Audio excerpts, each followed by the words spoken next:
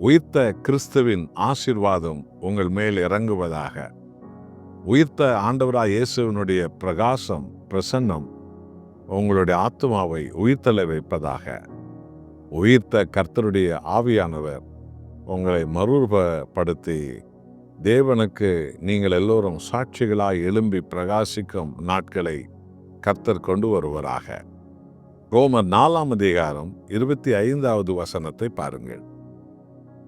அவர் நம்முடைய பாவங்களுக்காக ஒப்பு கொடுக்கப்பட்டும் நாம் நீதிமான்களாக்கப்படுவதற்காக எழுப்பப்பட்டும் இருக்கிறார். அல்லேலூயா.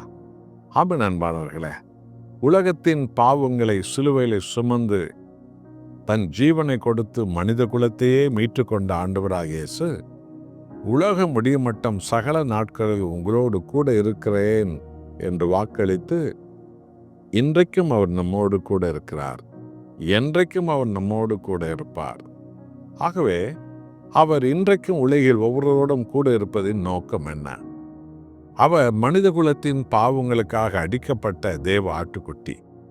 எந்த ஜாதியானும் எந்த மதத்தானும் எப்பேற்பட்ட ஒரு மனிதனும் கிறிஸ்துவை விசுவாசிக்கும் போது அவன் பாவங்களை விட்டு மனம் திரும்பி வரும்போது அவன் பாவங்களை இயேசு கழுவுகிறார், அவனை சுத்திகரிக்கிறார், அவனை பலப்படுத்துகிறார், பரிசுத்தப்படுத்துகிறார், அவர்களை எழுப்புகிறார், மகிமை அடைய தேவன் செய்து விடுகிறார். அதோடு மாத்திரமல்ல, ஒவ்வொருவரையும் நீதிமான்களாக மாற்ற இயேசு உயிரோடு இருக்கிறாராம். இது எத்தனை அற்புதம் என்று எண்ணி பார்த்தீர்களா?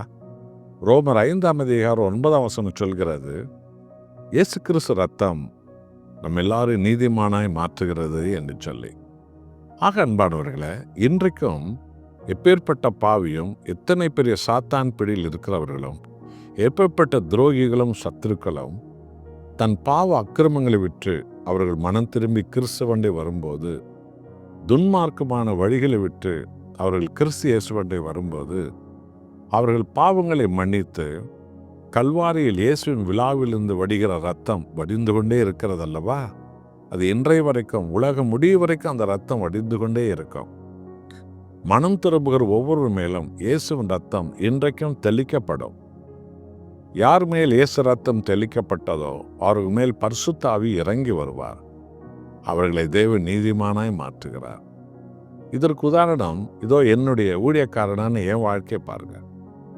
இந்த 2025 வருஷத்துல எண்ண முடியாது கோடி கோடியான உலகம் முழுவதும் உள்ள மக்கள் வாழ்க்கையை பாருங்க. நான் ஒரு காலத்தில் பாவ படுகொலில் இருந்தவன், பாதாள குழியில் நான் இருந்தவன், நான் கிறிஸ்துவை அறிகிற அறிவில்லாமல் இருந்தவன். ஆனால் என்னை தேடி வந்த இயேசு என்னை தொட்டார். நானே உன் இரட்சகர், என் உயிரை கொடுத்து நான் உன்னை மீட்டு கொண்டேன். இயேசு என்னும் நாமத்தை விசுவாசி, அந்த நாமத்தை பிறர் விசுவாசிக்கும்படி எடுத்துச் சொல் என்று சொல்லி என் ஆண்டவர் இயேசு என் வாழ்க்கையை மாற்றிவிட்டார்.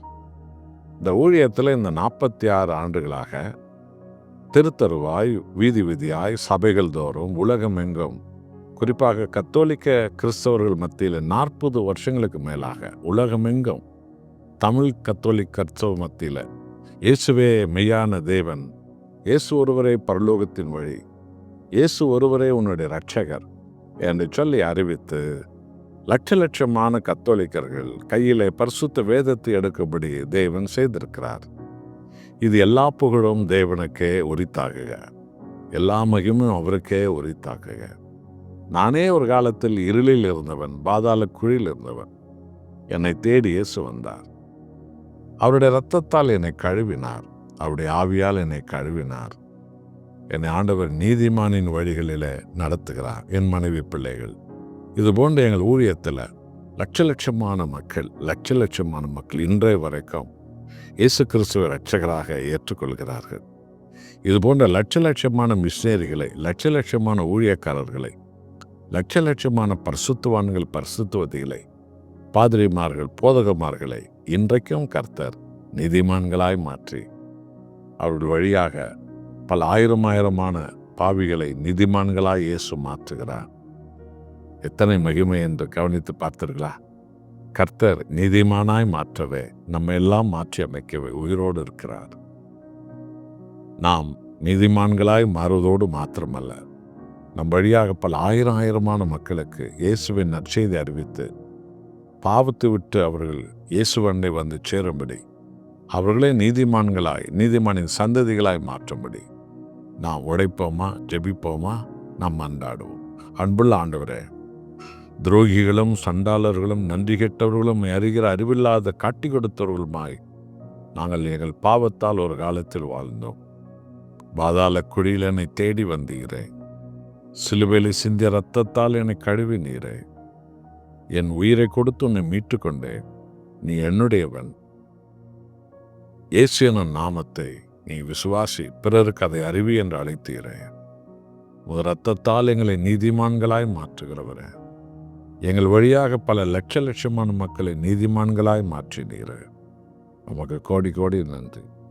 என்னோடு ஜெபிக்கிற இந்த சகோதர சகோதரிகளை அபிஷேகித்து இவர்களை நீதிமான்களாய் மாற்றி, இவர்கள் வழியாக பல ஆயிரங்கள் நீதிமான்களாய் மாற நீர் அருள் புரிகிறீர்.